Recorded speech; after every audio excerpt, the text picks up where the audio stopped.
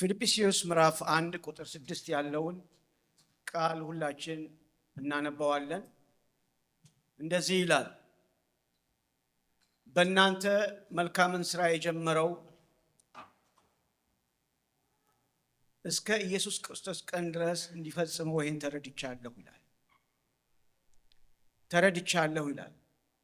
በደስታ የጸለይሁ ከፊተኛ ቀን እስከ ዛሬ ድረስ ወንጌልን በመስበክ አብራችሁ ስለሰራችሁ ባሰብኳችሁ ጊዜ ሁሉ አምላኬን አመሰግናለሁ ይላል። ሌላውን ደግሞ የንባብ ክፍል ቆላስይስ ምዕራፍ 1 ቁጥር 9 እስከ 13 ያለውን ደግሞ እናወጣለን። ቆላስይስ ምዕራፍ 1 ቁጥር 9 እስከ 13። ስለዚሁ እኛ ደግሞ ይህን ከሰማንበት ቀን ጀምረን የፍቃዱን ዕውቀት መንፈሳዊ ጥበብና አእምሮ ሁሉ እንዲሞላባችሁ እየለመንን ስለ እናንተ ጸሎትን አልተውንም። በበጎ ሥራ ሁሉ ፍሬ እያፈራችሁ በእግዚአብሔርም ዕውቀት እያደጋችሁ ከደስታ ጋር ሁሉ ለመጽናትና ለመታገስ እንደ ክብሩ ጉልበት መጠን ኃይል ሁሉ እየበረታችሁ በቅዱሳን ርስት በብርሃን እንድንካፈል ያበቃንን አብን እያመሰገናችሁ በነገር ሁሉ ደስ ልታሰኙ ለጌታ እንደሚገባ ትመላለሱ ዘንድ እንለምናለን ይላል። በዚህ ሁለት ጥቅሶች ላይ መልእክቱ ያርፍና የምሰብክበት አርዕስት እንዲፈጽመው ይሄን ተረድቻለሁና ደስ ልታሰኙ በጌታ እንደሚገባ ተመላለሱ የሚል መልእክት ነው። እደግመዋለሁ። እንዲፈጽመው ይሄን ተረድቻለሁና ደስ ልታሰኙ በጌታ እንደሚገባ ተመላለሱ ይላል። እግዚአብሔር ስሙ የተባረከ ይሁን። እንግዲህ የመጀመሪያውን ያየነው ፊልጵስዩስ ላይ የተላከ መልእክት ነው። ቆላስይስም የተላከ መልእክት ነው። ሐዋርያው ጳውሎስ እስር ቤት ነው የሚገኘው። በሁለቱም ጊዜ እስር ቤት ላይ ሆኖ የሚልከው መልእክት ነው። እስር ብቻ ሳይሆን ሞቱንም የሚጠባበቅበት ጊዜ ነበረ። ግን መልእክት አለው። መልእክት ላሳደጋቸው፣ ላስተማራቸው፣ ላቋቋማቸው ቤተክርስቲያን እንዲሁም ደግሞ ለማያውቁት ፊቱን አይተው ለማያውቁት ለቆላስይስ ደግሞ እንደዚሁ አይነት መልእክት ያስተላልፋል። ሁለቱን አገናኝቼ ነው የምናገረው። እንግዲህ በፊልጵስዩስ ላይ ቤተክርስቲያን እንዴት እንደተጀመረ ታውቃላችሁ። ሐዋርያት ሥራ ምዕራፍ 16 ላይ ስንሄድ ይህ ሰው በመንፈስ ቅዱስ ምሪት ወደ መቄዶንያ ሲሄድ እናያለን። ሐዋርያት ሥራ ምዕራፍ 16 ላይ ያለውን ታሪክ ስትመለከቱ አካሄዱ በራሱ ፍቃድ ሳይሆን መንፈስ ቅዱስ መርቶት ወደዛ ሲሄድ እናያለን። ተከለከለ። የእግዚአብሔርን ሥራ የእግዚአብሔርን ነገር እንዳያገለግል ሲከለክለው መንፈስ ቅዱስ እናያለን። መንፈስ ቅዱስ የከለከለበት ምክንያት አለው። ምክንያቱም አንድ ሰው በራእይ ያይና እባክህ እርዳን የሚል በራእይ መንፈሱ ሲቸገር እናያለን። ስለዚህ መንፈስ ቅዱስም ከዛ ጋር ተባብሮ ይህንን ሰው ለመርዳት ሐዋርያው ጳውሎስ ወደዛ ከተማ መሄድ ነበረበት። በዛ ከተማ ውስጥ ሲሄድ እንግዲህ አንድ የሚቋቋም ቤተክርስቲያን ነበር። ይህም የፊልጵስዩስ ቤተክርስቲያን ነው። መቄዶንያ ሲደርስ ምንድነው ያጋጠመው? በመጀመሪያ ላይ ሊዲያ የምትባል ብላቴና አጋጠመችው። እሷ የሐር ሻጭ ነች። እሷ ጋር አረፉና ወንዝ አካባቢ ሄደው በሚጸልዩበት ሰዓት ላይ አንድ ነገር ሆነ። ይሄም አንዲት ገረድ የነበረች ነገር ግን ለጌቶቿ ብዙ ትርፍ የምታመጣ ሴት እሷ እናንተ እያለች ብዙ መልካም ነገር ቅዱስ ባሪያዎች እያለች እየተናገረች መልካም ነገር ግን ሐዋርያው ጳውሎስ በመንፈሱ ስካን ሲያረጋት መንፈስ ቅዱስ አይደለም የሚናገረው፣ አጋንንት ነው። አጋንንት ከስተጀርባ መልካም ነገር ይናገራል፣ ሊጥለው ነው። ከዛ ዞር አለና ስለተቸገረ በጌታ በኢየሱስ ክርስቶስ ስም ውጣ አለ። ውጣ ሲለው ያ ትርፍ በሙሉ ተበላሸ። ነገሩ ሁሉ ምስቅልቅል ወጣ። ወንጌል ገባ። ከዛ በኋላ ወደ እስር ቤት መጣል ነበረባቸው። ጳውሎስና ሲላስ ናቸው ሁለቱ። እስር ቤት ተጣሉ። እስር ቤት ተደብድበው ገቡ።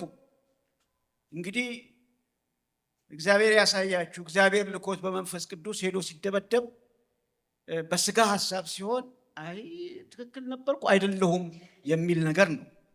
ወይም ደግሞ ምን አጥፍቼ ነው ይሄ ሁሉ የወረደብኝ ነው ነገሩ።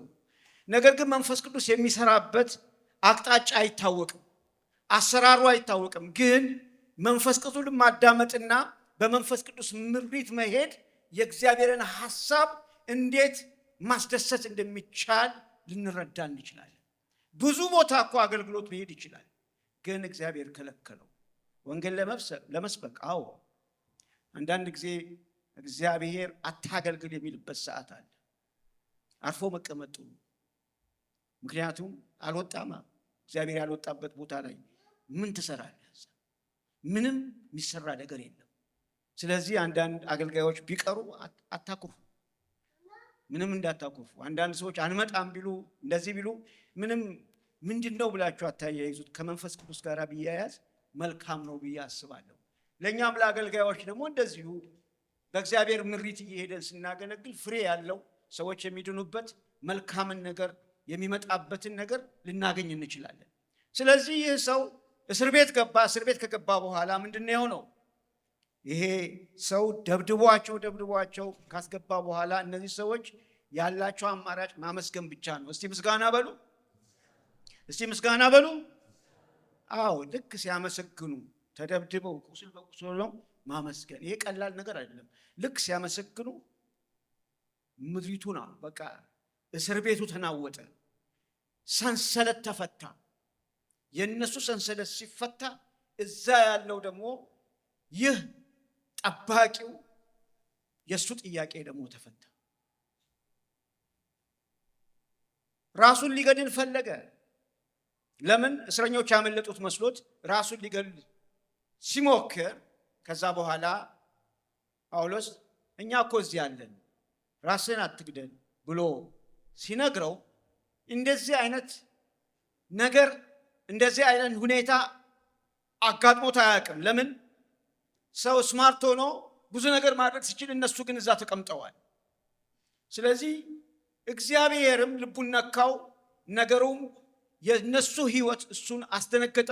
መጨረሻ ላይ ጌቶቼ ሆይ ምን ማድረግ ይሻለኛል? እድን ዘንድ ምን ማድረግ ይሻለኛል ብሎ እግራቸውን አጥቦ ለመነ። በዛን ጊዜ በጌታ በኢየሱስ ክርስቶስ እመን አንተና ቤተሰቦችህ ትድናላችሁ የሚል ቃል መጣ። ያ ፕሮሚስ ቃል ሁልጊዜ እኛ የምንጸልየው ቃል ነው።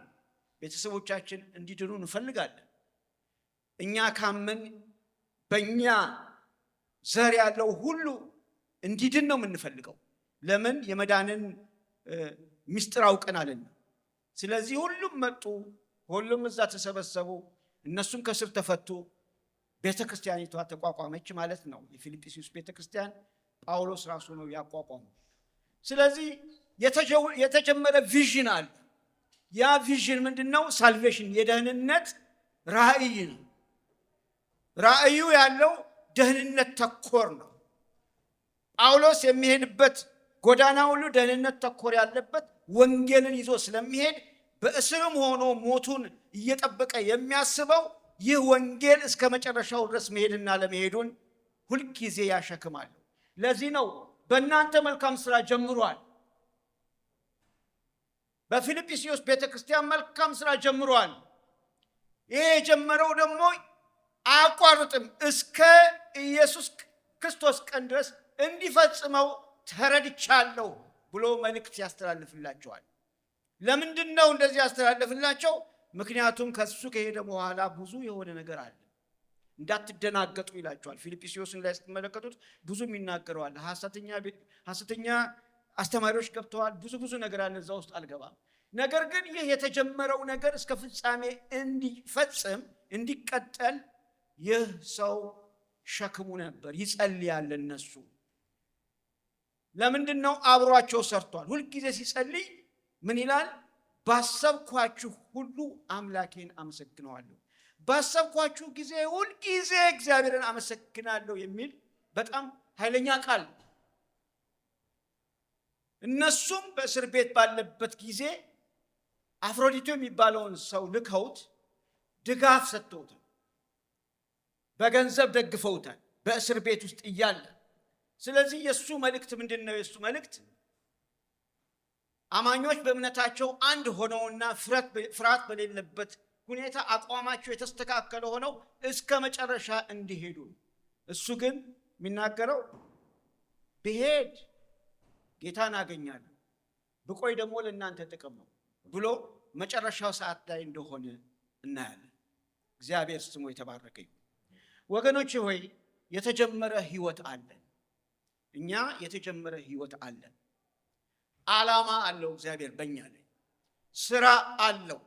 ዝም ብለን በዚህ ፕላኔት እርዝ ላይ መተን የምንቀመጥ ፍጡራን አይደለም። እግዚአብሔር ገና ሲፈጥረን ገና ሲያመጣን አንድ ነገር አለ፣ ጅማሬ አለ፣ ፍጻሜ አለ። ተወለድን፣ ፍጻሜው ሞት ላይ አይቆምም፣ ግን ፍጻሜ አለ። እስከ ፍጻሜ ድረስ እግዚአብሔር አምላኬ እንደሚፈጽመው ያን ነገር ተረድቻለሁ። የብዙ ሰዎች ችግር ያፈጻጸም ችግር ነው። ምንድነው የሚሆነው? እንዴት ነው የሚሆነው የሚለው ጥያቄ በብዙ ሰዎች ዘንድ አለ። ነገር ግን ወገኖች የምስራች ነግራችኋለሁ፣ እግዚአብሔር የጀመረውን በእናንተ ሕይወት ሳይጨርስ ምንም ነገር አይሆንም እላችኋለሁ። ምንም ነገር አይሆንም በሉት እስቲ አጠገብ ያለውን፣ ምንም ነገር አይሆንም። እግዚአብሔር ያለው ነገር እስኪፈጸም ምንም አትሆንም በሉት። እግዚአብሔር ስሙ የተባረከ ይሁን። እግዚአብሔር ስሙ ይባረክ። አያችሁ፣ መወለድ እንዳለ ሆኖ ፍጻሜ ደግሞ አለ። ይህ ሰው ኢዮብ እንደዚህ ይላል፣ ጅማሬ ታናሽ ቢሆን ፍጻሜህ እጅግ ይበዛል ይላል። እግዚአብሔር ጅማሬም ፍጻሜም የለውም። እሱ አልፋና ኦሜጋ ነው። ከኛ ሰዓት አቆጣጠር ውጪ ነው። ከኛ ነገር ሁሉ አቆጣጠር ውጪ ነው። እግዚአብሔር ስለ የእግዚአብሔር ቃል ሲናገር ራእይ 1:8 ላይ ያለውና የነበረው የሚመጣው ሁሉን የሚገዛ ጌታ አምላክ አልፋና ኦሜጋ እኔ ነኝ ይላል። አልፋና ኦሜጋ ነው እሱ። ጅማሬም የለውም ፍጻሜም የለውም። ከኛ ሰዓት አቆጣጠር ድሮም የሚኖር ነው፣ አሁንም ያለን። እግዚአብሔር ስሙ ይባረክ። ሙሴ አንድ ጊዜ አገልግሎት ሊጀምር ሲል አንድ ችግር አጋጠመው። እግዚአብሔር ሙሴን ለአንድ ነገር ጠርቶታል። ሙሴ ጀምሮ ነበር፣ መጀመሪያ ላይ ነፃ ለማውጣት ጀምሮ ነበር፣ ግን ጊዜው አልነበር። ያለ ጊዜው ነው የወጣው። ስለዚህ አንድ ሰው ገደልና ከዛ ሸሽቶ ወደ ሚዲያም ሀገር ሄደ። 40 ዓመት ተቀመጠ። አገልግሎትን አልጀመረም። በ80 ዓመቱ ነው የጀመረው። ይገርማችኋል። መብሰል አለበት፣ አገልጋይ መብሰል አለበት ቁጭ ብሎ። አለበለዚያ ሲያጠፋ ኃይለኛ ጥፋት ሊያጠፋ ይችላል። እግዚአብሔር ራእይ ያሳየው። የሚያሳየው ራእይ ምንድነው? እንትናል እሳት አለ። እሳት በቁጥቋጦ ላይ ይነዳል፣ ነገር ግን አይቃጠልም። ምንድነው ብሎ ቀረብ ብሎ ሲመጣ መልአክ ነው። የእግዚአብሔር መልአክ ያናግረዋል። ሙሴ ብሎ ይጠራዋል። እግዚአብሔር ደግሞ ደነገጠ። ይሄን አይቶ የማያውቀው ነገር ነው። ይሄ ጅማሬው ነው፣ የአገልግሎቱ ጅማሬው ነው። ከዛ በኋላ ጫማህን አውጣ ይለዋል። እንደዚህ አይነት ስርዓት ያየ አይመስለኝም። ጫካ ውስጥ፣ በረሃ ውስጥ፣ ቁጥቋጦ ውስጥ ጫማ ማውለቅ ማለት ቀላል ነገር አይደለም። ግን እግዚአብሔር ለጠራው ዓላማ ጅማሬ ሲሰጠው ነው። ጅማሬው እዛ ላይ ነው። እግዚአብሔር ያየው ነገር አለ። ያየው ነገር ምንድነው? የእሱ ሕዝብ ሲሰቃይ ሲያለቅስ በመከራ ውስጥ ሲያልፍ አይቶ እግዚአብሔር ዝም ማለት አይችልም። ስለዚህ ይህንን ሙሴን መላክ ነበረበት። ሙሴ ብዙ ነገር ከሆነ በኋላ ያን ታሪክ ውስጥ አልገባም። መጨረሻ ላይ ግን አንድ ነገር ጠየቀ። እሺ እኔስ መላክ እላካለሁ፣ መሄድስ እሄዳለሁ። ስሙን ቢጠይቁኝ ማን ነው የምለው? አገልግሎቴን ሲጀምር ማን የላከኝ ብዬ ነው የምጠይቀው አለ። ሃሌሉያ! እግዚአብሔር እንደዚህ አለው፣ ያለና የሚኖር እኔ ነኝ። ይህንን ለእስራኤል ሕዝቦች ያለኛ የሚኖር ወደ እናንተ ላከኝ ትላለህ። የሙሴ ጅማሬ እዛ ላይ ነው። ያለና የሚኖር እግዚአብሔር ላከው። ስለ ላከውም ደግሞ ያንን ሕዝብ ሁሉ አወጣ። እኔ ነኝ እንደ ማውጣት የምችለው ብሎ ሲናገር አይደለም አንተ ለምታወጣው፣ እኔ ግን ከአንተ ጋር እሆናለሁ ሲለው እናያለን። እግዚአብሔር ስሙ የተባረከ ይሁን። እግዚአብሔር መልካም ነው። ስለዚህ እውነትም እግዚአብሔር እንደተናገረው ጅማሬው ትንሽ ቢሆንም እስከ ፍጻሜ ድረስ እነዛን ሕዝቦች ሁሉ ለማውጣት የሚያስችል ጸጋና ብርታት እግዚአብሔር እንደሰጠው እናያለን። ኤርምያስን ስትመለከቱ ኤርምያስ ግን የመጀመሪያው ከቅጣት ነው። እነዚህ ሰዎች ከገቡ በኋላ ብዙ ነገር ካደረጉ በኋላ ወደ ባቢሎን መሄድ አለባቸው። ወደ ባቢሎን 70 ዓመት መማር አለባቸው ሕዝቦቹ ራሳቸው። ምክንያቱም እግዚአብሔር በእነሱ ደስ አልተሰኘምና ነው። ስለዚህ ግን መጨረሻ ላይ አንድ የተስፋ ቃል ሲሰጥ እናያለን። እንደዚህ ይላል። ምን ይላል የእግዚአብሔር ቃል? ኤርምያስ 29:11 ላይ ብናወጣ እንደዚህ ይላል፣ ለእናንተ የማስባትን ሐሳብ እኔ ያውቃለሁ፣ ፍጻሜና ተስፋ ሰጣችሁ ዘንድ የሰላም ሐሳብ ነው እንጂ የክፉ ነገር አይደለም። እናንተ ትጠሩኛላችሁ፣ ሄዳችሁ ወደ እኔ ትጸልያላችሁ፣ እኔ እሰማችኋለሁ። እናንተ ትሹኛላችሁ፣ በፍጹም ልባችሁ ካሻችሁኝ ታገኙኛላችሁ፣ በእናንተ ዘንድ እገኛለሁ ይላል እግዚአብሔር። ምርኳችሁን እመልሳለሁ፣ ከአሕዛብ ዘንድ እናንተን ካሳደድኩበት ስፍራ ሁሉ እሰበስባችኋለሁ ይላል እግዚአብሔር። እናንተ ለምርኮ ወዳፈለስኩበት ስፍራ እመልስላችኋለሁ ይላል። ግራ የተጋባውን ሕዝብ ፍጻሜውን እግዚአብሔር ሲያሳይ እናያለን። ፍጻሜያችሁ ያማረ ይሆናል፣ ግድ የለም ብቻ እኔ ለእናንተ መልካም ነገር አስቤያለሁ። ስለዚህ የሰላም ሐሳብ ነው እንጂ ክፉ ነገር አይደለም። ምርኳችሁ ይመለሳል።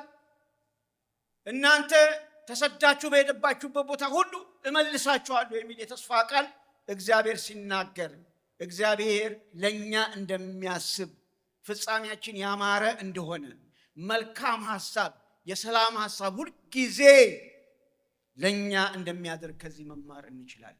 እግዚአብሔር ስሙ ይባረክ። አሜን። አያችሁ፣ ሕይወት ሲጀመር በራስ ፍቃድ አይደለም።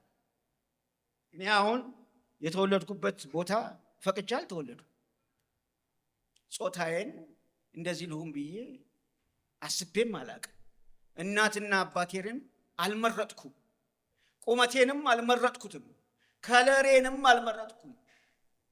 ስለዚህ አያችሁ፣ ይሄ ነገር ሕይወት በሚጀመርበት ጊዜ ከኛ ፍቃድ ውጪ እንደሆነ ካላወቅን ወይ ከእግዚአብሔር ጋር ወይ ከሰው ጋር ስንጣላ እንገኛለን።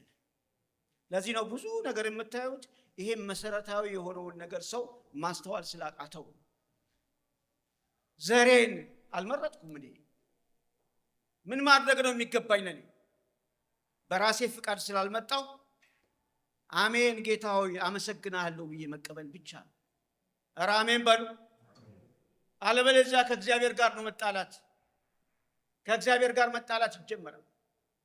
የፍጥረት ጅማሬ ሲጀመር ራሱ በፍጥረት 1 ላይ እንደዚህ በሚል ቃል ነው፣ ይሁን የሚል ቃል ነው እግዚአብሔር ሲናገር የነበረው በፍጥረት ላይ። ማንም ከሱ ጋር ሆኖ ይህን ዓለማት ይህን የምናየውን ዩኒቨርስ ማንም ሰው አልፈጠረም። እግዚአብሔር ይሁን ያለው ይሆናል። አሜን።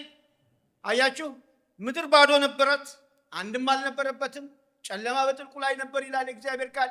የእግዚአብሔር መንፈስ በውሃ ላይ ሰፎ ነበር ይላል ዘፍጥረት ላይ ስናይ። እግዚአብሔር ምን ይሁን አለ? ብርሃን ይሁን አለ፣ ሆነ ይላል። እግዚአብሔር በውኆች መካከል፣ ጠፈር መካከል፣ ውሃ መካከል ይከፈል አለ፣ ተከፈለ። ያ መልካም እንደሆነ አየ ይላል። 7ቱን ቀኖች ስንመለከታቸው፣ 6ቱን ቀኖች ስንመለከታቸው እግዚአብሔር ጀምሮ የፈጸመበትን የ7ኛውን ቀን ሙሉ ያሳየናል። የፍጥረት ጅማሬውና ፍጻሜው በዚህ በፕላኔት እርዝ ላይ ያለውን ነገር እንመለከታለን።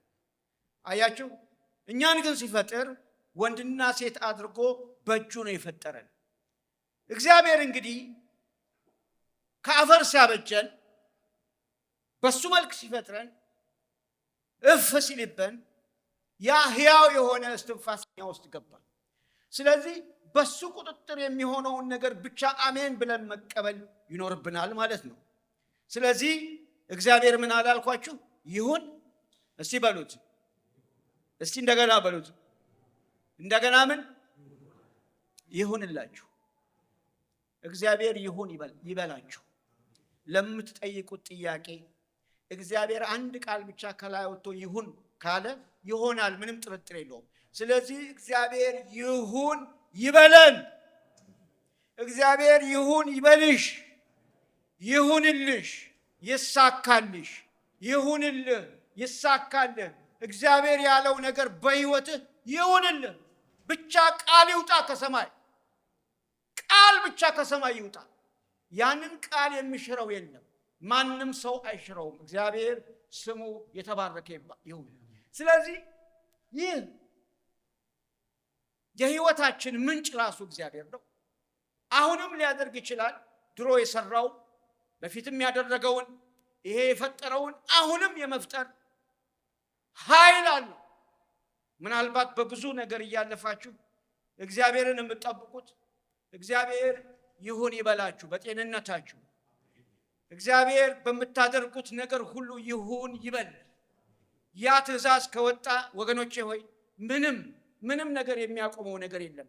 ብቻ ይሁንልን። ዳዊት እንደዚህ ያለ ስለ ራሱ ሲናገር ግሩምና ድንቅ ሆኜ ተፈጥሬአለሁና አመሰግናለሁ።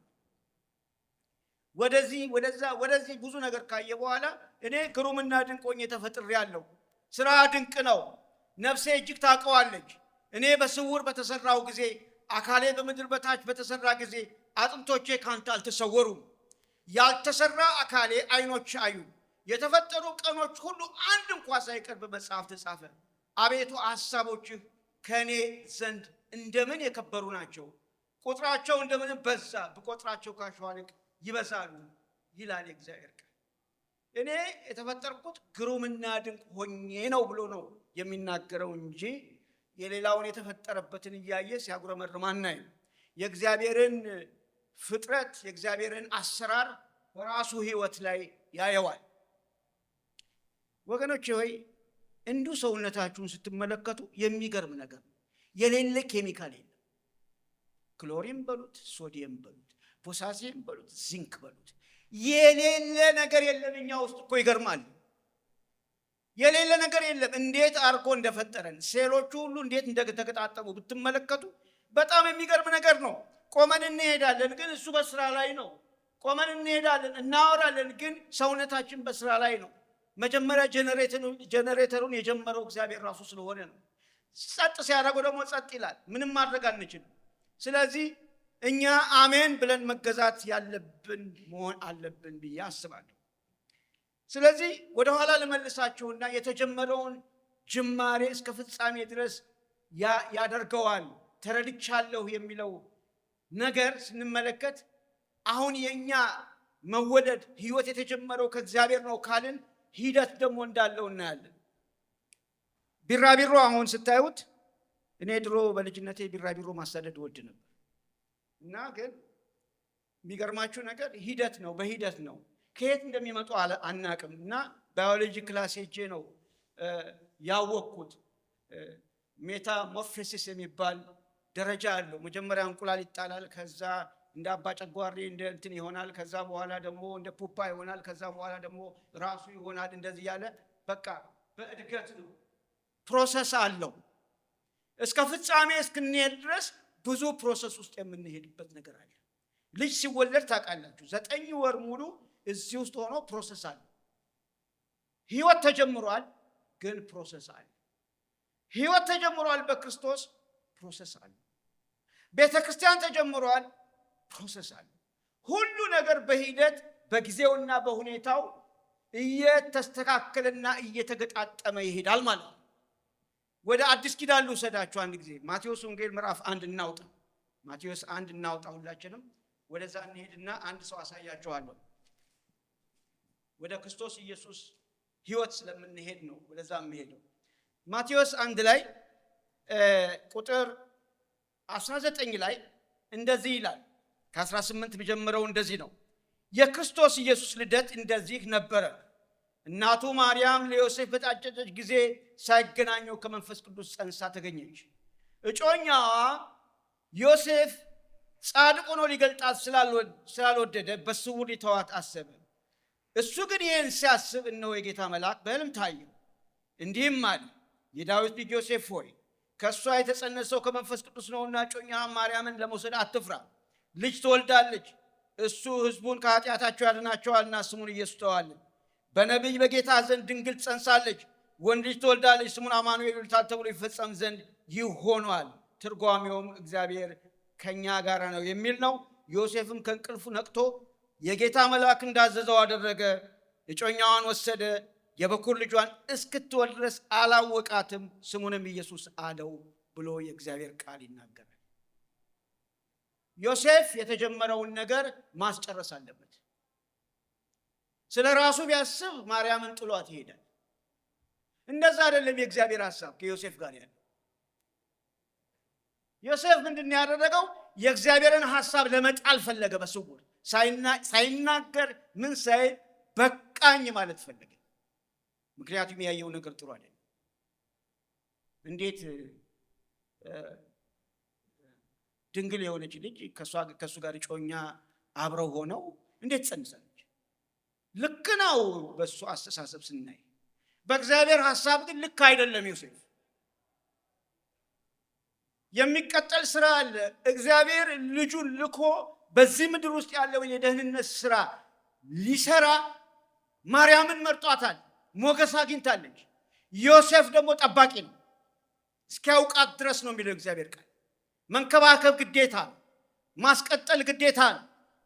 ስለዚህ ይህ ፐርፐስ ዓላማ፣ የደህንነት ዓላማ ሊሰናከል አይችልም።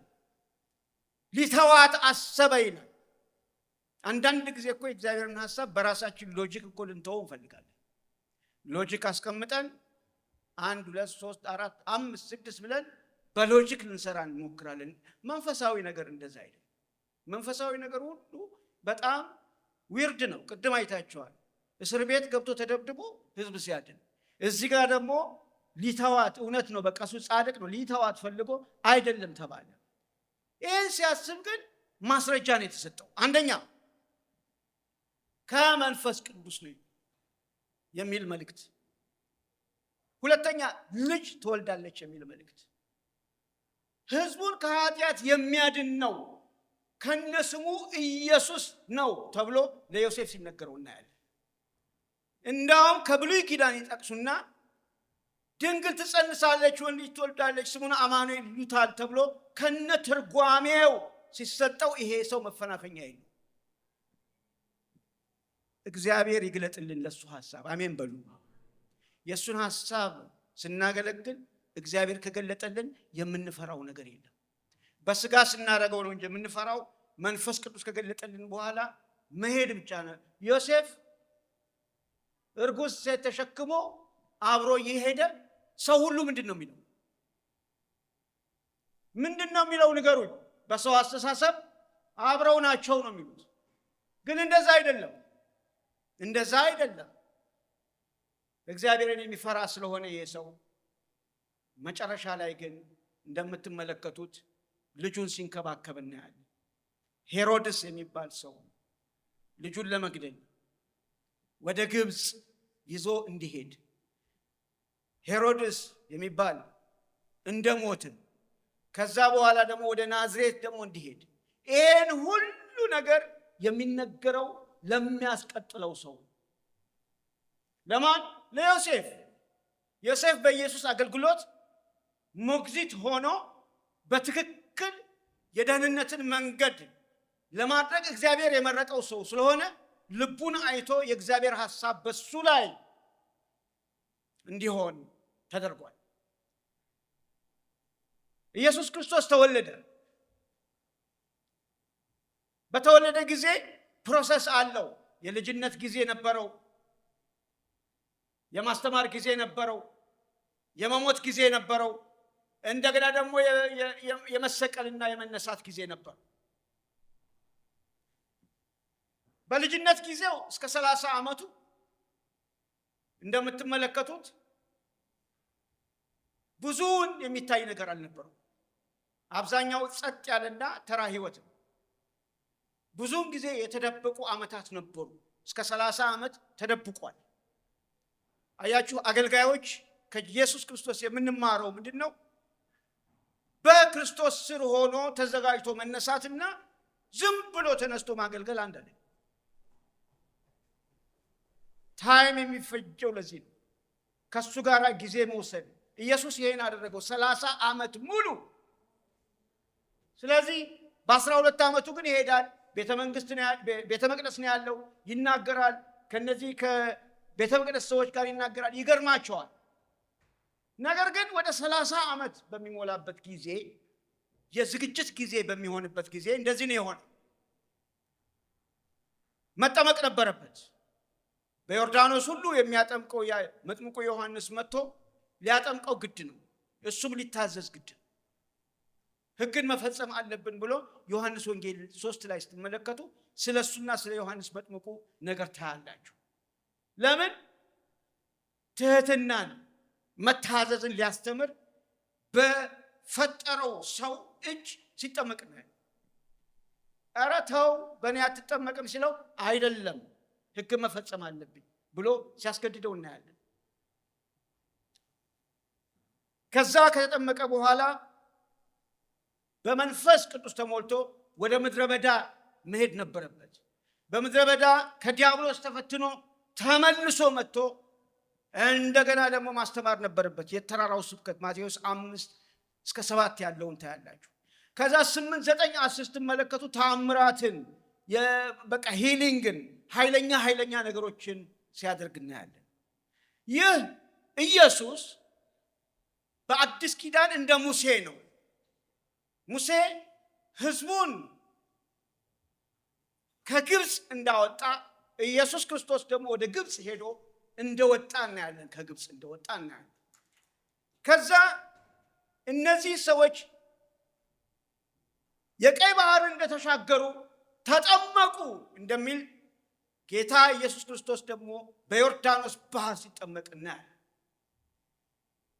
እነዚህ ህዝቦች በምድረ በዳ እንደተሽከረከሩ እንደሄዱ ሁሉ ጌታ ደግሞ በምድረ በዳ 40 ቀን እንደሄደ እናያለን። ከዛ ከምድረ በዳው በኋላ መጥቶ በተራራ ስብከት ሙሴ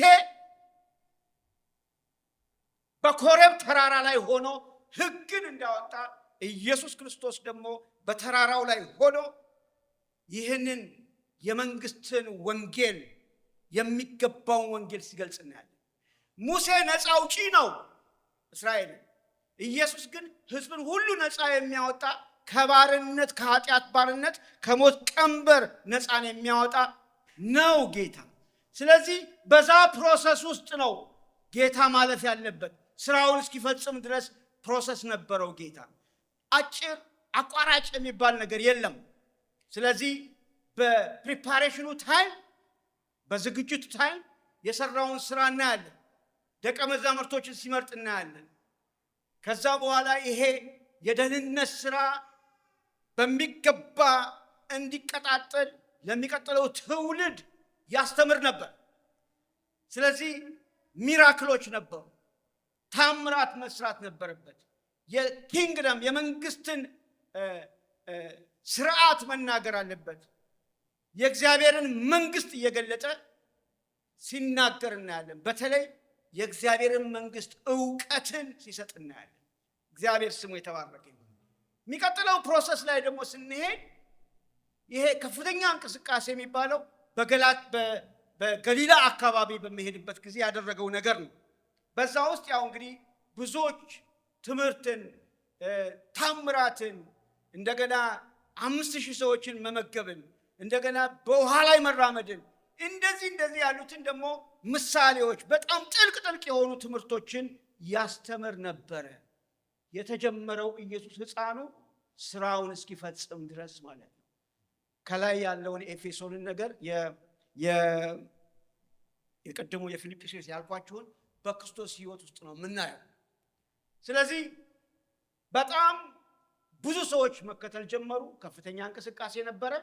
ግን አንድ ደግሞ ሲዝን አለ። አንድ ሲዝን ምንድነው? የተቃውሞና በቃ የውድቀት ጊዜ ደግሞ አለ። ምን ነው ዝም አላችሁ? አለ። አገልጋይ በቃ ሰው ሁሉ ሊቃወም ይችላል። በቃ ሊነሳ ይችላል። ብሎ መነሳት ይችላል። ስለዚህ በክርስቶስ ኢየሱስ ሕይወትም አለ ነበር፣ ለወደፊትም የሚኖር ነው። ማንም ከዚህ የሚሆን አይሆንም። ያ አገልጋይ ብቻ ሳይሆን ክርስቲያን ራሱ ማዕት ነገር ሊነሳበት ይችላል። ስለዚህ እነዚህ አስተማሪዎች ተነሱ። ብዙ ጥቅስ እያወጡ ከብሉይ ኪዳን ከምን እያመነሱ በቃ ኦፖዝ አደረጉት።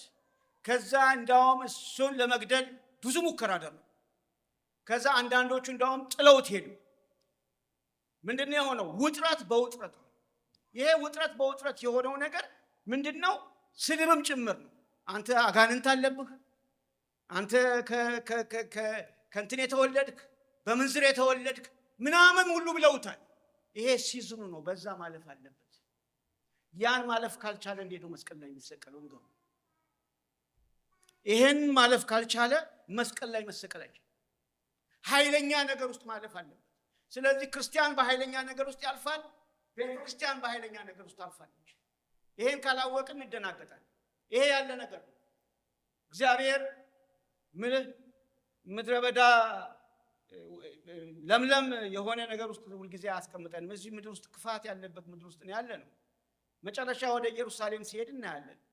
በኢየሩሳሌም ላይ ታውቃላችሁ ስለ ራሱን እንዴት እንደሚሰጥ፣ የሕማማቱን ጊዜ ይሁዳ እንዴት አሳልፎ እንደሰጠው፣ ከዛም ደግሞ በመጨረሻው ይሄ ቅዱስ ቁርባን አሁን ቅድም የወሰድነው ሲነግራቸው ሞታለሁ እንደዚህ እያለ ጌቴሰማኒ ላይ እንደዚህ ሲጸልይ በያን ሲዝን እናያለን። መጨረሻ ላይ ግን ያጋጠመው ስቅለት መሰቀል ነበረበት። የፈጠረው ሰው የወደደው ሰው ወስዶ ሰቀለ። ኢማጂን የሚወዳችሁ ሰው መጥቶ ሲሰቅላችሁ፣ መልካም የምታደርጉለት ሰው መጥቶ ሲሰቅላችሁ ምንድን ነው የሚሰማው? እንደው እሱ ይቅር መልካም ባታደርጉ እንኳን ሰው እንዴት ይሰቀላል? ዝም ብሎ ይሰቀላል? he died on the cross በመስቀል ላይ ሞተ እና ያን ጊዜ በመስቀል ላይ ምን አለ? ሲሞት ተፈጸመ። ይሄ ነው ፍጻሜ የሚባል። ክርስቶስ በሕይወቱ የጀመረውን ፈጸመ። መሞት ነበረበት። ያን ካልፈጸመው ደህንነት የለም። ይሄን ለምንድን ነው ይሄን የማወራው? በፊልጵስዩስ እና በቆሎሳይስ ቤተክርስቲያን ውስጥ ያለው የደህንነት ነገር የተዛባ ስለነበረ ነው። ያ የተዛባውን ነገር ለመግለጽ ነው። ስለዚህ ጌታ ኢየሱስ ክርስቶስ በሶስተኛው ቀን ተነሳ፣ ለደቀ መዛሙርቱ ሁሉ ታየ። ከዛ እውነትም እንዳሸነፈ፣ ሞትንም እንዳሸነፈ፣ ኃጢአትንም እንዳሸነፈ ታወቀ። ዕብራውያን ላይ አንድ ጊዜ እንሂድ እስቲ። ዕብራውያን 12:1 ሁላችን እናነሳለን።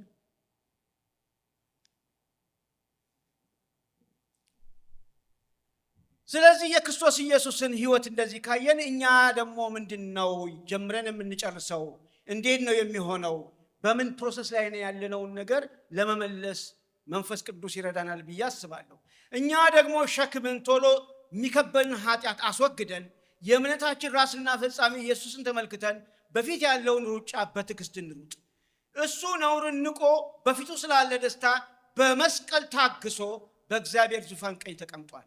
በነፍሳችሁ ዝላችሁ እንዳትደክሙ ከኃጢአተኞች በደረሰበት እንዲህ ባለ ተቃውሞ የጸናውን አስቡ ይላል። ለምን? እስከ ፍጻሜ ድረስ የምንሄድ ሰዎች ነን። ተስፋ አለን። ፕሮሚስ ተሰጥቶናል። ሞዴሉ ኢየሱስ ነው። አሁን ግን መንገድ ላይ መዛልም ይቻላል። ለዚህ ነው በነፍሳችሁ እንዳትዝሉ መጨረሻው ሄዶ መጀመሪያ ሻምፒዮን የሆነውን ኢየሱስ እንድትመለከቱ ያስፈልጋል። በኢየሱስ ራስ ነው። ኢየሱስ ፈጻሚ ነው። ስለዚህ ያንን ሩጫ እንሩጥ፣ መጨረሻው ላይ እንሩጥ ነው። ተመልከቱ፣ ማራቶን ሯጮች የኛ ህዝብ ያው ብዙዎቹ ኢትዮጵያኖች ይሮጣሉ። በቃ ደስ ይለናል ሲያሸንፉ። እንግዲህ አንዱ ሮጦ መሃል ላይ ሳይጨርስ ቢወድቅ ምንድን ነው የሚሰማችሁ?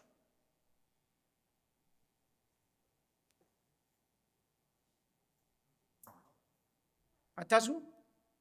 እናዝናለን ሁላችን። ጌታም ደግሞ የጀመረውን ነገር የሚያስጨርሰው እሱ ነው። ግን ከኛ የሚጠበቅ ደግሞ አንዳንድ ነገሮች አሉ፣ እንድንጨርስ ይፈልጋል። ጨርሰን በዘላለም እቅፍ ነው። እዚህ ምድር ላይ አንድ ፕሮጀክት ጀምሬ እስክጨርስ አይደለም፣ አንድ ነገር እስካረግ አይደለም፣ ቤት እስክሰራ ልጆች እንደዚህ እስኪሆኑ ምናምን አይደለም። ዋናው ትልቁ ነገር የህይወትን የተሰጠን ህይወት ይዘን እስከ መጨረሻው ሮጠን መጨረሱ ላይ ኋላ መጣበታለሁ ፍጻሜ የሚለውን ላይ ስመጣ ማለት ነው። ስለዚህ ዋናው ነገር ግን ዕውቀቱን ልን ይገባል። ኤፌሶን እንደዚህ ይላል፣ እሱ የሞተው እኛ ማድረግ የማንችለውን ነገር አድርጎልናልና ያንን እያሰብን ሁልጊዜ ያንን እያሰብን እንድንሮጥ ይረዳናል። ምን አደረገ? ኤፌሶን ላይ በሰማያዊ ስፍራ በክርስቶስ ኢየሱስ ሁሉ ተባርካችኋል። ዓለም ሳይፈጠር እሱ ራሱ ምን አድርጓችኋል? ቅዱስ ነውር በፍቅር እንድትሆኑ በክርስቶስ ተመርጣችኋል። በክርስቶስ ሥራ የእሱ ልጆች እንድትሆኑ አስቀድሞ ወስኗል። በውድ ልጁ እንደሰጠን ጸጋ መጠን በደሙ የተደረገ ቤዛነትን አገኘን። የበደላችንን ስርየት አግኝተናል። በደሉ ሁሉ ቀርቷል። ርስት ተቀብለናል። በመንፈስ ቅዱስ ታትማችኋል። ይሄ የታተምንበት መንፈስ ቅዱስ እስከ መጨረሻው ድረስ ይወስዳችኋል እያለ በኤፌሶን 1 ላይ ይናገራል።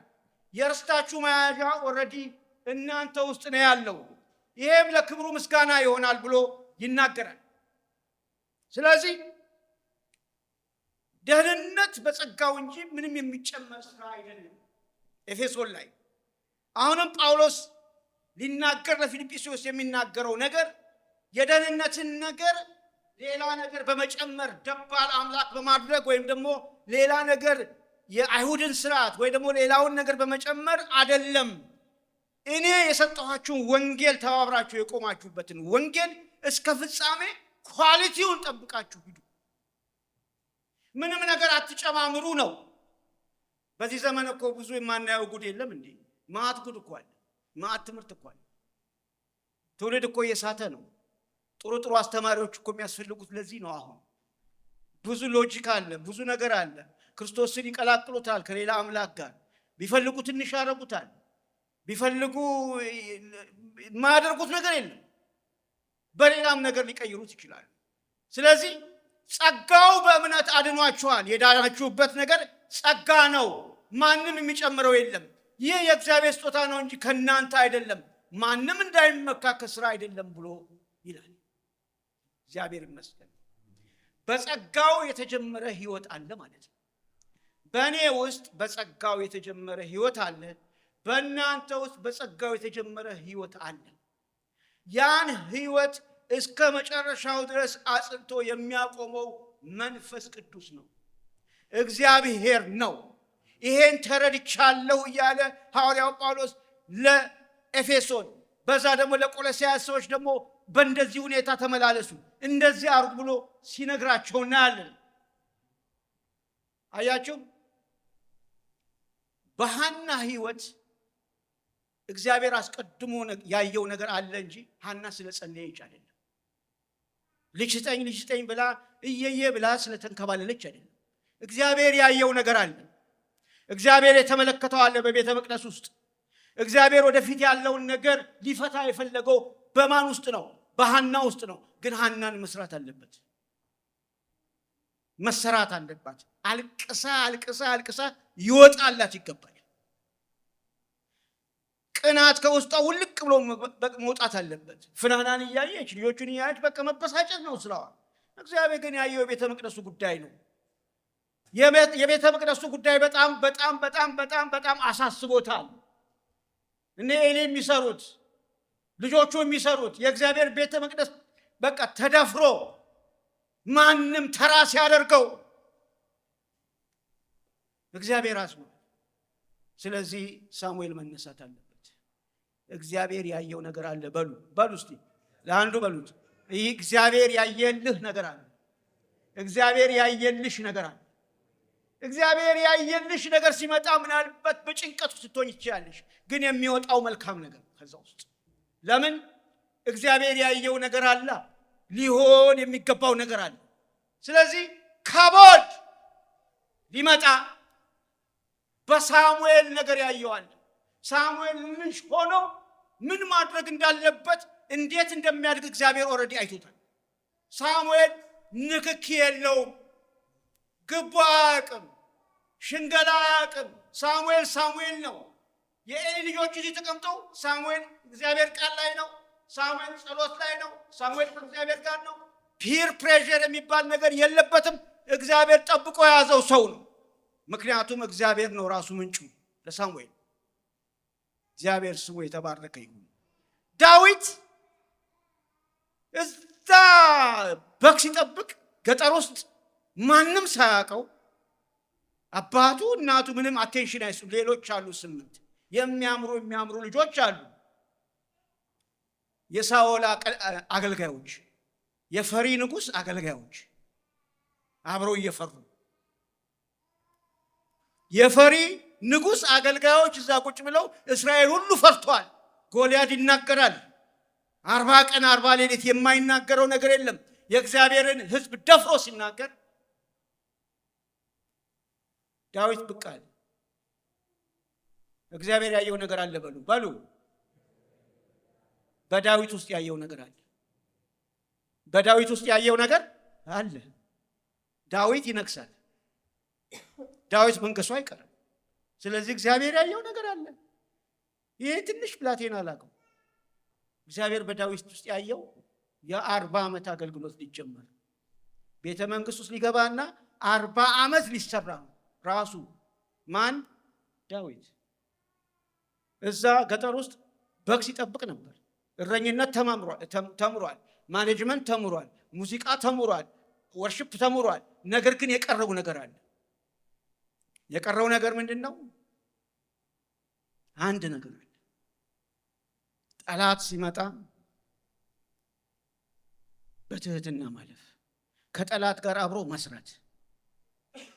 ከማን ጋር ነበር የሚሰራው? ከሳኦል ጋር። ሳኦል ቤት ውስጥ አንዴ ሚስቱን ሲቀይርበት፣ አንዴ ሚስቱን ሲወስድበት፣ አንዴ ሲያሳድደው እዛው ጸጥ ብሎ አለ። ግን እግዚአብሔር ሞገስ እየሰጠው በእግዚአብሔር ዲፔንድ እንዲያደርግ። አንበሳና ድብ ገሏል። ነገር ግን ሌላ የሚሰራበት ነገር አለ በሱ ላይ። በዳዊት ህይወት ያየው ነገር አለ።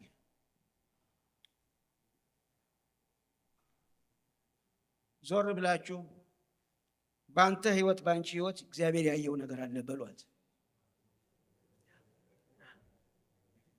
በቃ አለ አንድ ነገር። ያን ነገር ማስተዋል ብቻ ነው። መንፈሳዊ አይነህ ይገለጥ እንጂ እግዚአብሔር የሚሰራው ነገር ስላለ ነው። አታጉረምርም። ለምን እንደዚህ ሆነ አትበል። ለምን እንደዚህ ተፈጠረ አትበል። እግዚአብሔር እየሰራህ ነው። ያየው ነገር ስላለ ነው። ምክንያቱም እስከ ፍጻሜ ድረስ ምን ያደርጋል? ዳዊት ፍጻሜው ያማረ ንጉሥ ሆነ። ሳሙኤል ያማረ ነው ፍጻሜው። እስራኤልን ከጉድ አወጣ። እንደገና ደግሞ ሐናን ስንመለከት እንኳን አንድ ልጅ 7 የወለደችው ወለደች። እግዚአብሔርን አወቀች። እግዚአብሔር ስሙ ይባረክ። በምንም ሁኔታ ብናልፍ ጌታ ያለውን ነገር ይፈጽመዋል። አሜን። በምንም ሁኔታ እለፉ፣ እግዚአብሔር ለእናንተ ያለውን ነገር ይፈጽማል። በቃ ይሄ ጌታ ይፈጽመዋል ስንል አምነን በሱ ፊት አለን ማለት ነው። ስለዚህ አሁን ወደ ቆሎሳይስ ደግሞ ልወሰዳችሁ። አሁን ፊልጵስዩስ ላይ ነበር የምንነጋገረው። ቆሎሳይስ ላይ ስንመለከት እስር ቤት ሆኖ እግዚአብሔር አንድ የተጀመረ ስራ መቀጠል እንዳለበት ሲናገር እናያለን። ምንድነው? ቆሎሳይስ 1 ከ9 እስከ 13 ቅድም ያነበብነው። ስለዚህ እኛ ደግሞ ይህን ከሰማንበት ቀን ጀምረን የፍቃዱን ዕውቀት መንፈሳዊ ጥበብና አእምሮ፣ ፈቃድ አለ ዕውቀቱን እንድታውቁ ይላል። መንፈሳዊ ጥበብና አእምሮ እንዲሞላባችሁ ይላል። ለበጎ ስራ አላችሁ ግን ፍሬ እንድታፈሩ ይላችኋል። በደስታ ከሁሉ ጋር መጽናት እየበረታችሁ ይሄን ያዙልኝ፣ በነገር ሁሉ ደስ ታሰኙ፣ ለጌታ እንደሚገባ ትመላለሱ ዘንድ እንለምናለን። እስቲ አብረን እንበል። በነገር ሁሉ ደስ ልታሰኙ፣ ለጌታ እንደሚገባ ትመላለሱ ዘንድ እንለምናለን። ስለዚህ የሱ ዋናው ሐሳብ እዚህ ላይ በሚገባ ተመላለሱ።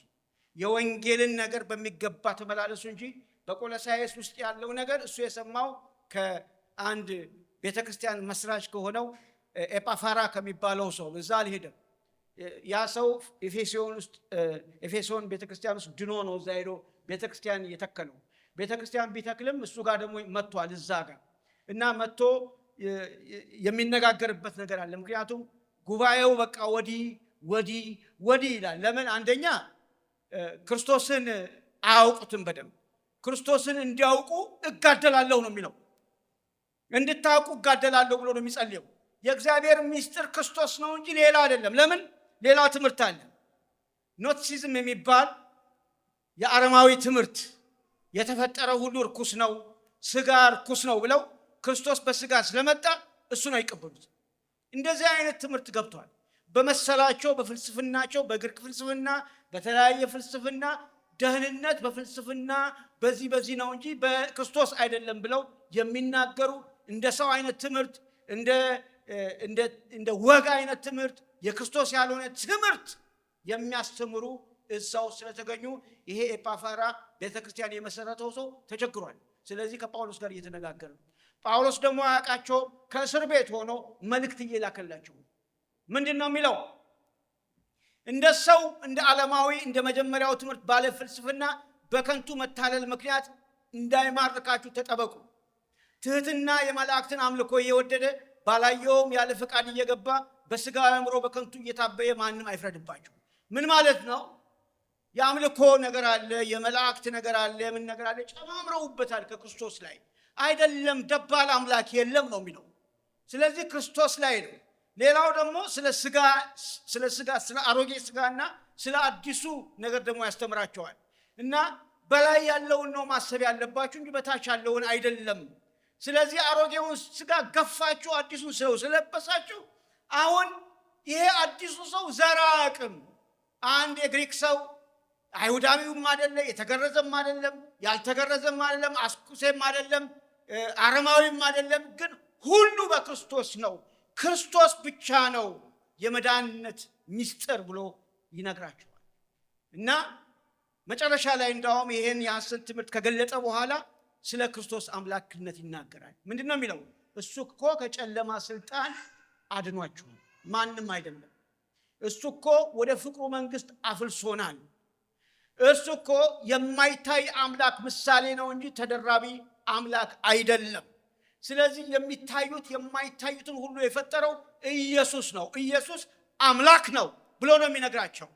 እና ሁሉ በሱ ተፈጥሯል፣ እሱ በኩር ነው፣ ሁሉም ለሱና ከሱ ነው ብሎ ይናገርና እግዚአብሔር ሙላቱ ሁሉ በሱ እንዲሆን በሱም በኩል የመስቀሉን ደም ሰላም አድርጎ ሁሉን ነገር አስታርቋል ይልና ስለ ራሳቸው ይናገራል። ሕይወት ሰጥቻችኋለሁ፣ ይቅር ብያችኋለሁ፣ የዕዳ ጽሕፈት ተደምስሷል፣ ከመንገድ ተጠርጎ ሄደዋል፣ አለቃ ስልጣናት የሚባሉ ሄደዋል። የዕዳ ጽሕፈት እዚህ ጋር አንተ ሙት ነህ፣ ኃጢአተኛ ነህ፣ አንተ እንደዚህ ነህ የሚል የተጻፈውን ነገር ሁሉ ወስዶታል። እሱን የወሰደው ሌላ አይደለም። ሌላ ፍልስፍና ጨምራችሁ ያን ነገር ለማጥራት አትሞክሩ እያለ ይናገራል። ስለዚህ እንደዚህ ይላል፣ እንግዲህ ክርስቶስ ኢየሱስን እንደተቀበላችሁ በሱ ተመላለሱ፣ ስር ሰዳችሁ በሱ ታነጹ፣ እንደተማራችሁም በሃይማኖት ጽኑ፣ ምስጋና ይብዛላችሁ ይላል። እዚህ ላይ መመላለስ የሚለውን ቃልና ሁለት ቃል ከያዛችሁልኝ በቂ ነው። መመላለስ የሚለውና እግዚአብሔርን ማስደሰት የሚለው ሁለቱን ነገር ከያዛችሁ በቂ ነው። መመላለስ ማለት ዝም ብሎ እንደዚህና እንደዚህ መመላለስ ሳይሆን መመላለስ ማለት በየዕለቱ በመንፈስ የሚደረግ ከእግዚአብሔር ጋር ያለ ግንኙነት ነው። መመላለስ ማለት ወጥነት፣ ቀጣይነት ያለው ህይወት ነው። አንዴ ከፍ አንዴ ዝቅ፣ አንዴ ከፍ አንዴ ዝቅ አይደለም። በትክክል እንድንሄድ እግዚአብሔር ይፈልጋል። በክርስቶስ የተጀመረው ህይወት ነው። ይሄ በክርስቶስ የተጀመረው ህይወት ዳግም በመወለድ በመንፈሱ ይጀመራል። ከዛ በማደግ ይጀመራል፣ በመገኘት ይጀመራል። ለመንፈስ ቅዱስ ቫልዩ ለመስጠት መንፈስ ቅዱስን ቅድሚያ በመስጠት በዛ ነው የሚጀመረው።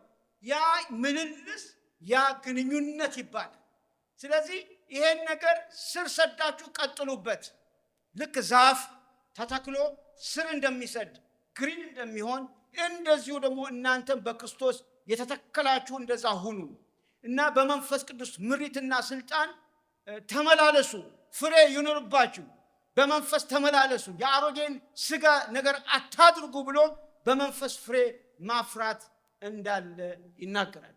ስለ ምልልስ እግዚአብሔር በቃሉ ሲናገር 4 ምልልሶችን ከመጽሐፍ ቅዱስ አውጥቻለሁ። እየጨረስን ነው። አንደኛ ገላትያ 5:16 እናውጣ። ገላትያ 5:16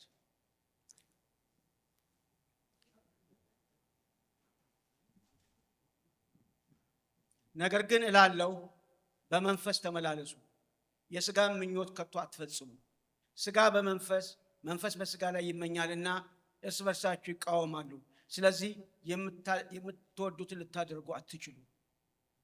የሚቀጥል ሰው ፍጻሜው ያማረ ሰው እንደፈለገው ነገር እያደረገ እግዚአብሔር መንግሥት እገባለሁ ብሎ እንዳያስብ። እግዚአብሔር ይረዳናል እስክንገባ፣ መንፈስ ቅዱስ እየደገፈን ድካማችንን እያገዘን ይቅር እያለን ኃጢአታችንን እንትን እያደረገ እየረዳን ይሄዳል። ነገር ግን በመንፈስ ነው መመላለስ ያለባችሁ። ሥጋ አንዱ ጠላታችን፣ አንዱ ጠላት የኔ የራሴ ሥጋ አላምነው ላምነውም አልችልም። አንዱ ጠላታችን የራሳችን ሥጋ። ሰይጣን ብቻ ምክንያት ማድረግ አያስፈልግም። አንዱ ጠላታችን ሥጋ ነው። በሥጋ ደግሞ የእግዚአብሔርን ነገር ደግሞ መስራት አይቻልም። በመንፈስ ቅዱስ ብቻ። ሰው በሥጋ የእግዚአብሔርን ነገር መስራት ሲጀምር በቃ ተበላሽቷል። በሥጋ ነው የሚመላለሰው፣ በመንፈስ አይደለም። ስለዚህ የሚያደርገው 2 ፍሬ አለ። በመንፈስ ከሆነ ፍቅር ነው፣ ሰላም ነው፣ ደስታ ነው። ይሄ ፍሬ ነው። በሥጋ ከሆነ ግን አልነግራችሁም፣ ራሳችሁ ታውቁታላችሁ። በሥጋ ሲሆን እንደዚህ ነው የሚሆነው። እና በመንፈስ ተመላለሱ መጨረሻቸው እንዲያምር ይጨርሰዋል። ነገር ግን ይሄ ነው። ሁለተኛው ኤፌሶን 5:2 እናወጣለን። በመንፈስ ተመላለሱ የሚለውን ቃል ያዛችሁልኝ። አሁን ደግሞ በፍቅር ተመላለሱ የሚላል። እንግዲህ እንደተወደዱ ልጆች እግዚአብሔርን የምትከተሉ ሁኑ። ክርስቶስ ደግሞ እንደወደዳችሁ ለእግዚአብሔር የመዓዛ ሽታ እንደሚሆን መባና መስዋዕትን አድርጎ ስለ እናንተ ራሱን አሳልፎ ሰጠ። በፍቅር ተመላለሱ ይላል። ክርስቶስ በፍቅር ራሱን አሳልፎ መዓዛ ሽታ አድርጎ እንደሰጠ በእግዚአብሔር ፍቅር መመላለስ። ጌታን እወዳለሁ እያለ ሰው ዓለምን መውደድ አይችልም። ጌታን እወዳለሁ እያለ መጽሐፍ ቅዱስን መጥበል አይቻልም። ጌታን እወዳለሁ እያለ ሰው መጸለይ አልቻልኩም ጊዜ የለኝም ማለት አይችልም። ጌታን የሚወድ ሳክሪፋይስ ያደርጋል ህይወቱ። በእርግጥ ጌታን ትወዱታላችሁ ወይ ነው ጥያቄ። ይመስለናል፣ ምናልባት ላይሆን ይችላል። እያንዳንዱ የሚያደርገው ሰው ያውቀዋል ጌታ እንደሚወድና እንደማይወድ። አንዳንዱ በድርጊት ነው። ስለዚህ እሱም በፍቅር ሌሎችን ደግሞ በክርስቶስ አይን ማየት። ለምን ብዙ ነገር አለ፣ ጉድለት አለ። በጉድለት ስንመላለስ በፍቅር በክርስቶስ ካላየን በስተቀር ችግር ውስጥ ነው የምንገባው። እግዚአብሔር ስሙ የተባረከ።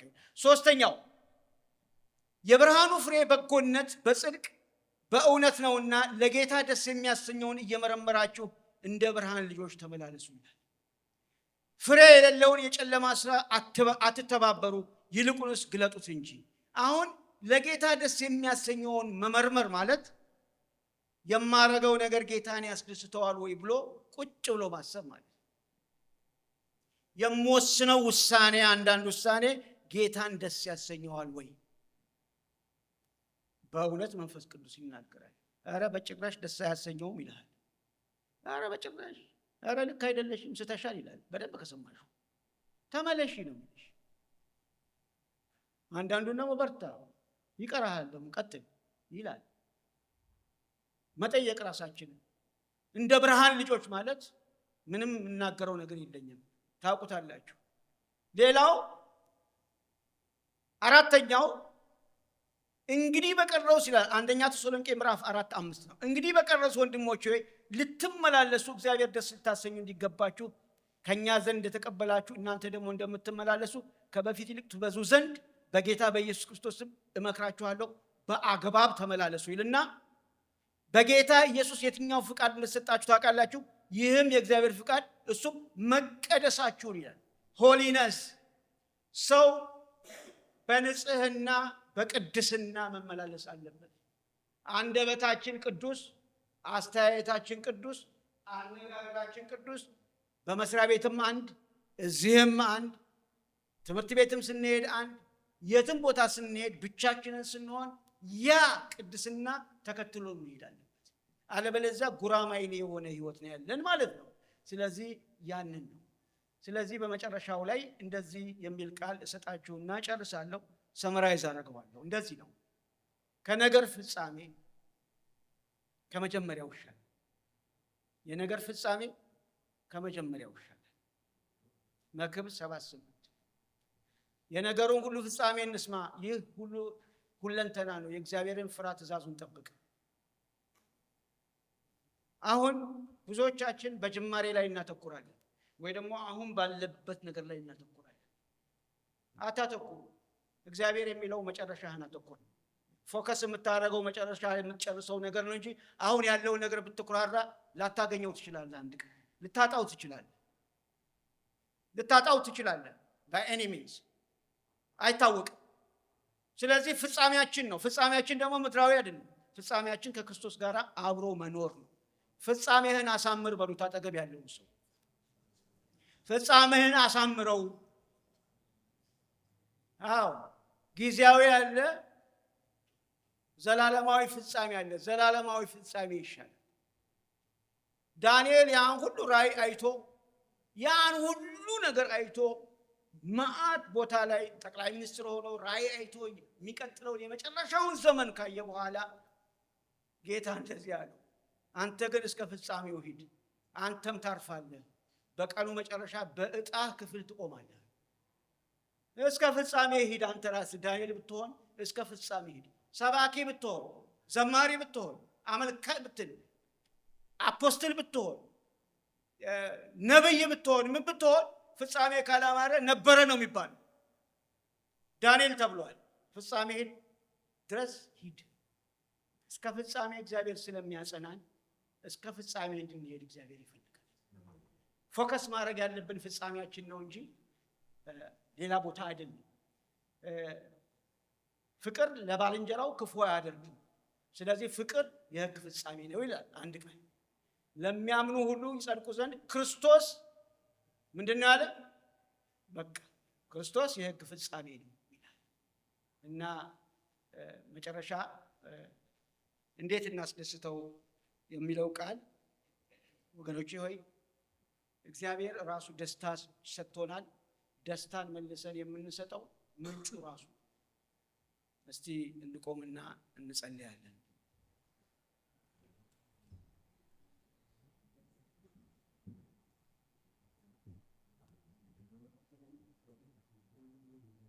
የደስታችን ምንጭ እግዚአብሔር ነው። ሊያ አንድ ጊዜ አሴር ብላ ጠራች፣ ተደስታ ማለት ነው። ጌታ ኢየሱስ ክርስቶስ ከአብ ጋር በነበረበት ጊዜ ምድሪቱን ሲሰሩ እሱ ዕለት ዕለት ደስ ያሰኘው ነበር፣ አባቱም ደስ ያሰኘው ነበር። እና የጌታ ኢየሱስ ክርስቶስ ደስታ በምድሩ ሁሉ በሰዎች ልጆች ላይ ነበር ደስታው። አብ ወልድ መንፈስ ቅዱስ ተመካክረው ሲልኩ ኢየሱስን እግዚአብሔር ያስደሰተው ነገር አብ ልጁ ያስደሰተበት በመታዘዙ ዝቅ በማለት ትሁት በመሆኑ የእግዚአብሔርን ሐሳብ በመፈጸሙ ዛሬም እግዚአብሔር ይናገራል።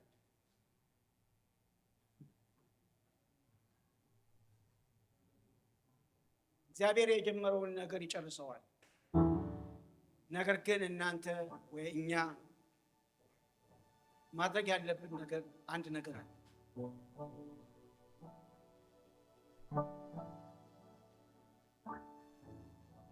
እንደሚገባ መመላለስ እና እሱን ማስደሰት። የደስታዬ ምንጭ አንተ ነህ የደስታዬ ምንጭ አንተ ነህ። ነገር ቢሞላ ነገር ባይሞላ የደስታዬ ምንጭ አንተ ነህ። የደስታዬ ምንጭ አንተ ነህ። የደስታዬ ምንጭ አንተ ነህ። ነገር ቢሞላ ነገር ባይሞላ የደስታዬ ምንጭ አንተ ነህ። የሰላሜ ምንጭ አንተ ነህ። የሰላሜ ምንጭ አንተ ነህ። ነገር ቢሞላ ነገር ባይሞላ የሰላም ምንጭ አንተ ነህ። የደስታችን ምንጭ የደስታዬ ምንጭ አንተ ነህ። የደስታዬ ምንጭ አንተ ነህ። ነገር ቢሞላ ነገር ባይሞላ የደስታዬ ምንጭ አንተ ነህ። የሰላሜ የሰላሜ ምንጭ አንተ ነህ። የሰላሜ ምንጭ አንተ ነህ። ነገር ቢሞላ ነገር ባይሞላ የሰላሜ ምንጭ አንተ ነህ። የእረፍቴ ምንጭ አንተ ነህ። የእረፍቴ ምንጭ አንተ ነህ። ነገር ቢሞላ ነገር ባይሞላ የእረፍቴ ምንጭ አንተ ነህ። እግዚአብሔር ይጨርሰዋል። እግዚአብሔር ይፈጽመዋል። ወገኖች የሚያስጨንቃቸውን ነገር ሁሉ ለእሱ ላይ ጣሉት። ይህ ሰው በእስር ቤት ሆኖ ሞቱን እየጠበቀ ሁልጊዜ በጌታ ደስ ይበላችሁ እላለሁ። ደግሜ ደስ ይበላችሁ። ሃሌሉያ! ደስ ይበላችሁ።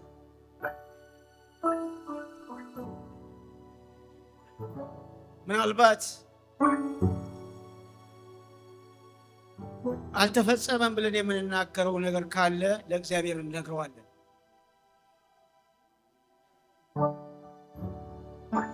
አንቺ እህት እግዚአብሔር ይፈጽመዋል፣ ይፈጽመዋል። እሱ ጣይለት። አንተ ወንድም እግዚአብሔር ይፈጽመዋል የጀመረውን ነገር